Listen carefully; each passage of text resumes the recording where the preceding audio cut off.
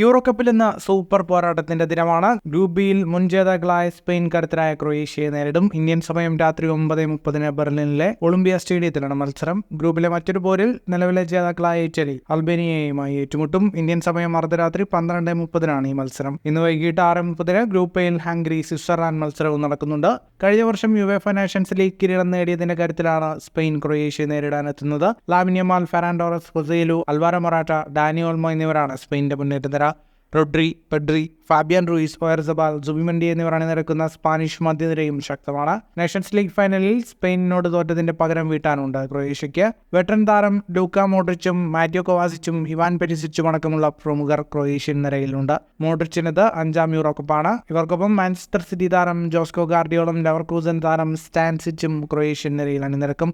Euro കിരീട നേട്ടം ആവർത്തിക്കാൻ ഇറ്റലി ഇന്ന് പോരാട്ടം തുടങ്ങുകയാണ്. ദുർബലരായ അൽബേനിയക്കെതിരെയാണ് ഇറ്റലിയുടെ ആദ്യ മത്സരം. ഡോർട്ട്മുണ്ട് മൈതാനമായ സിഗ്നൽ ഇഡൂന പാർക്കിലാണ് മത്സരം നടക്കുക. അൽബേനിയയുമായി 4 തവണ ഏറ്റുമുട്ടിയതിൽ 4ഉം ഇറ്റലി ജയിച്ചു. അൽബേനിയ ടീമിലെ 10 പേർ ഇറ്റാലിയൻ ലീഗിൽ കളിക്കുന്നവരാണെന്ന പ്രത്യേകതയുമുണ്ട്. ഫുട്ബോൾ ലോകത്തെ കൂടുതൽ വാർത്തകൾക്കും വിശേഷങ്ങൾക്കുമായി സ്പോർട്സ് കഫേ ഇപ്പോൾ തന്നെ സബ്സ്ക്രൈബ് ചെയ്യുക.